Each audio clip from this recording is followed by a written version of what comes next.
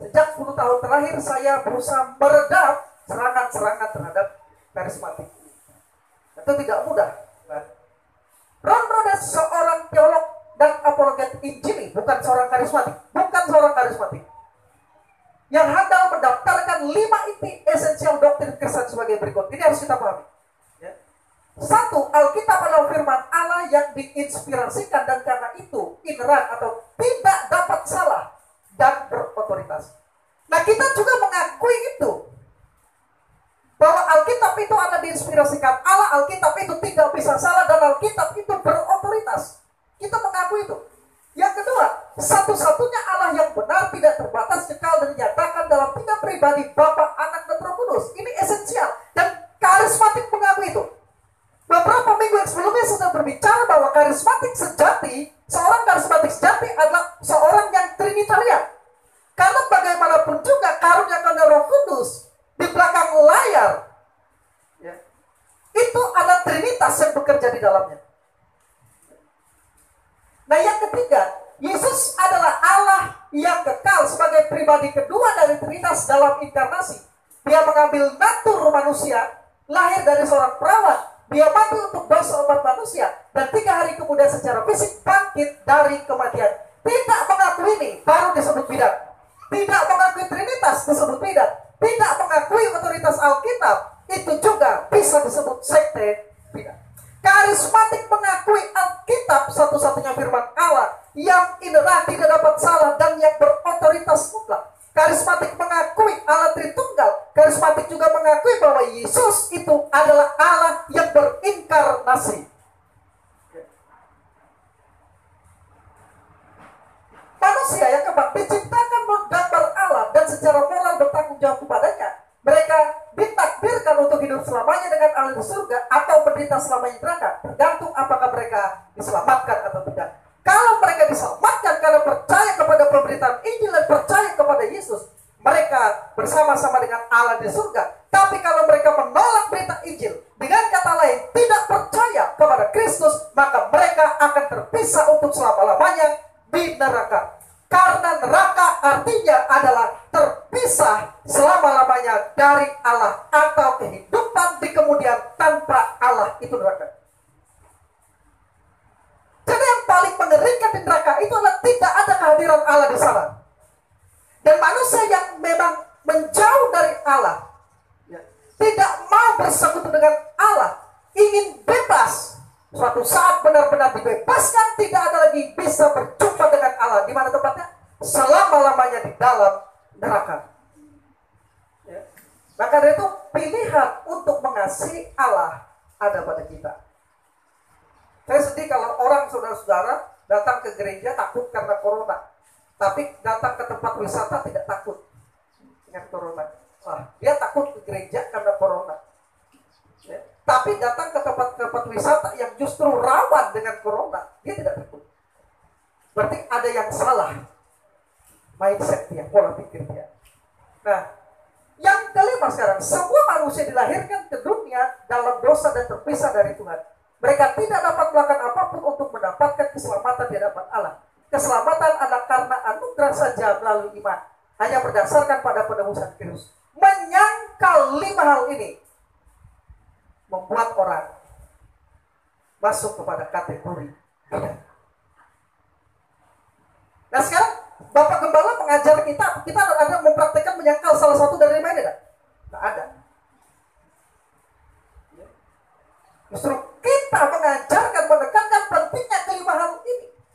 Kita semua lahir dalam dosa dan kita hanya bisa selamat karena percaya kepada Yesus. Minggu kemarin Bapak Gembala mengajarkan bahwa justru Kristus mati itu karena menanggung dosa kita. Akibat dari dosa lah Kristus ada di kayu salib sampai bergantung. Ya. Dia sendiri telah memikul dosa kita di dalam tubuhnya di kayu salib. Berarti dosa kita bukan dosa dia. Dia tidak berdosa.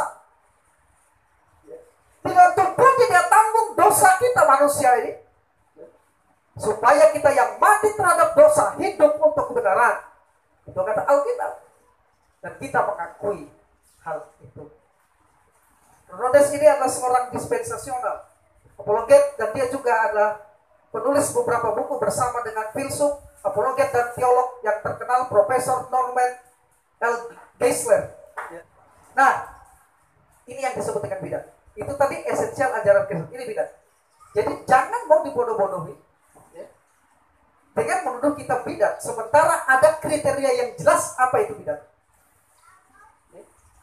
Kebanyakan bidat, sekte bidat, memiliki karakteristik doktrinal yang serupa. Tidak setiap bidat mewujudkan setiap karakteristik di bawah ini, tetapi karakteristik ini cukup. Ada 8 paling tidak.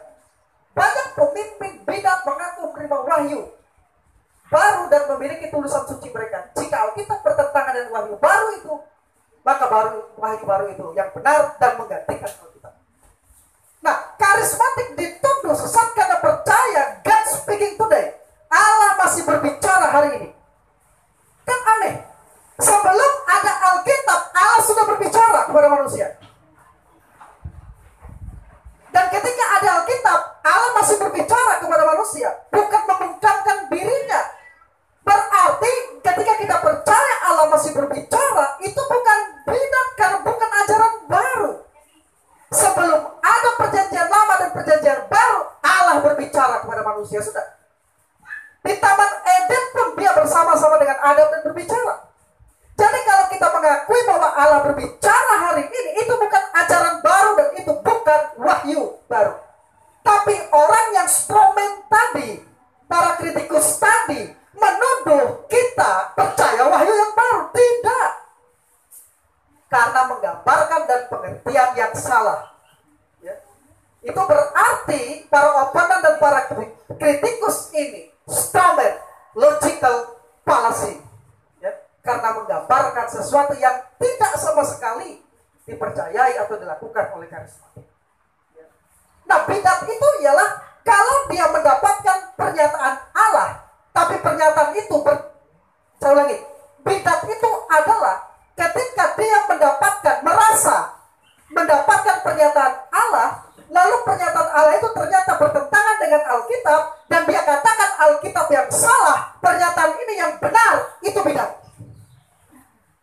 Nah, kita tidak seperti itu.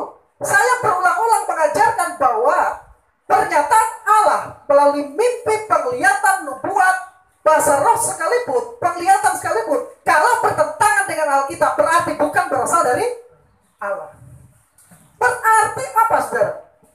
Kita tidak pernah menganggap bahwa pernyataan-pernyataan karunia-karunia itu sama otoritas dengan Alkitab. Tapi karunia-karunia itu tidak menggantikan Alkitab, dan Alkitab tidak menggantikan karunia-karunia. Semuanya kita perlukan. Dan untuk mengetahui bahwa karunia itu berasal dari Allah, kita uji berdasarkan Alkitab. Tapi bidat tidak mau. Nah, itu bidat. Makanya Bapak Gembala katakan jangan mau dibodoh-bodohi lagi. Dengan menuduh kita bidat, sementara kita tidak seperti itu. Bisa menangkap ya? Harus nanti kita bisa menjelaskan itu ke orang lain. Nah, bidat mendukung pandangan yang menyimpang tentang Allah. Beberapa menyangkal Trinitas. Maka itu kalau ada pendeta seperti Joshua Tewu dan Era Susabdono ketika menyangkal Trinitas, Bapak Gembala langsung apa? Mengkanter. Bersama dengan teman-teman yang lain. Kenapa? Karena Trinitas itu adalah ajaran inti. Herman Bavinck mengatakan jantung dari doktrin Kristen. Jantung dari iman Kristen. Dia menyebutnya sebagai bid'ah, degup jantung, denyut nadi dari iman Kristen. Begitu Trinitas gugur, semua doktrin lain, termasuk ketuhanan Kristus, akan gugur. Nah, kamu lihat, sekte juga atau bidat melihat Yesus sebagai manusia atau Allah lebih rendah dari Bapa. Jelas itu, saudara. Ya, dan ini merupakan kriteria yang standar. Dan itu bagaimanapun orang membela Erastus, begitu dia merendahkan Kristus dari salah satu pribadi dan Trinitas yang lebih rendah, dia bidat. Ya, karena kriterianya jelas. Nah, yang keempat, ini bukan hanya Ron Rhodes. Semua pakar-pakar lain ada. Saya ada kamus teologi, ya. Lebih dari 10 kamus. Semua sama menjelaskan bidat itu adalah penyimpangan dari standar ortodoksi. Ini standar ortodoksi sudah. Sekte biasanya menyangkal bahwa Yesus menangkan keselamatan di kayu salib. Ada keselamatan lain di luar salib. Kalau kita mengatakan ada keselamatan lain di luar salib, ngapain Yesus harus mati dengan cara yang sadis mengerikan di salib? Tapi ada pendeta yang mengajarkan itu. Maka menurut standar ini, itu bidat. Ya. Nah kalau orang lain mengajarkan, ya terserah dia. Tapi kalau orang Kristen mengajarkan ada keselamatan di luar Yesus, salah. Karena dikatakan tidak ada nama lain yang olehnya manusia beroleh selamat. Ayat itu jelas dari Yesus berkata, akulah jalan, kebenaran, dan hidup. Maka tidak boleh melanggar ajaran yang jelas ini. Nah masalah ada keselamatan tidak setelah itu nanti bukan urusan kita. Urusan kita terhadap pernyataan yang jelas. Tidak ada keselamatan di luar Kristus, di luar salib.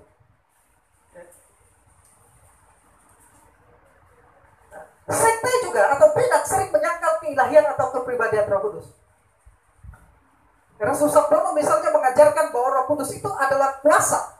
Dia bisa dikatakan pribadi tetapi bisa juga bukan. Itu salah. Roh Kudus adalah pribadi yang berkuasa. Setara dengan Bapa dan Anak.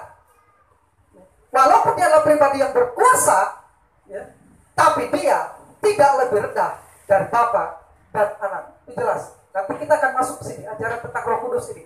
Tapi saya ingin jelaskan itu dulu, supaya kita mempunyai pendirian yang tegas tentang iman kita. Bahwa kita ini tidak sesat, karismatik itu tidak sesat. Kalaupun dia karismatik, tapi melakukan ini, baru kita, beberapa dari poin itu, baru bisa dibilang sesat. Walaupun dia mengaku karismatik. Tapi kalau kita tebak tangan atas orang sakit, orang itu mengalami mukjizat, lalu dituduh bidat, setan, dan sebagainya. Dari mana dapatnya? Kriteria bidat sudah jelas. Nah ini tadi, menyangkal manusia jatuh dalam dosa. Ada lagi yang menyatakan manusia berpotensi menjadi Allah. Jelas bidat. Walaupun manusia diciptakan dari gambar Allah, tidak punya potensi untuk menjadi Allah. Ya. Makanya Yesus itu memang Allah, bukan manusia yang dijadikan Allah. Dan itu kita menolak ajaran Unitarian yang mengatakan Yesus adalah ciptaan. Karena dia ciptaan, maka dia lebih rendah. Dia diberikan kuasa untuk menciptakan, tapi dia dijadikan ilahi. Tidak. Ya. Itu salah, itu bidat. Yesus adalah Allah yang mengambil rupa manusia. Kemanusiaan ini memang dibawa di dalam kenaikannya ke surga. Tapi kemanusiaan tidak pernah menjadi Allah. Karena Yesus, kenapa Yesus sebut Allah? Karena dia memang Allah yang berinkarnasi. Jadi dia bukan manusia yang menjadi Allah, tidak. Tapi Allah yang berinkarnasi mengambil rupa manusia. Dan kemanusiaan yang sempurna ini dibawa ke surga nanti. Untuk apa kita percaya? Kemanusiaan ini lagi yang akan turun memerintah di dalam kerajaan. Jadi ajaran tentang rapture dan ajaran tentang milenium itu bukan tidak ada korelasi dan koheren satu dengan yang lainnya. Tidak bisa sesimpel suatu pernyataan begitu saja, tapi saling berhubungan antara ajaran satu dengan lain, termasuk tentang kemanusiaan Kristus yang sampai sekarang masih ada. Karena suatu saat kita percaya dia akan memerintah secara fisik di dalam kerajaan 1000 tahun. Makanya kemanusiaan yang kekal bersama dengan keilahiannya. Kemanusiaan kekal dalam pengertian bahwa itu akan tetap ada.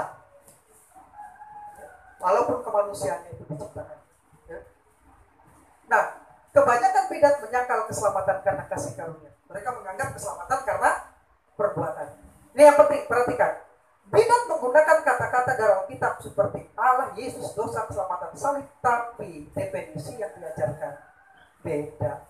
Tidak sama dengan pengertian historis. Tidak sama dengan pengertian pengakuan dari iman ortodoks. Sama, Alkitab sama, saksi Yehova misalnya. Ya. Mormonisme misalnya. Sama memakai Alkitab. Tapi mereka punya kitab yang lain. Yang mengoreksi Alkitab itu. Maka itu beda.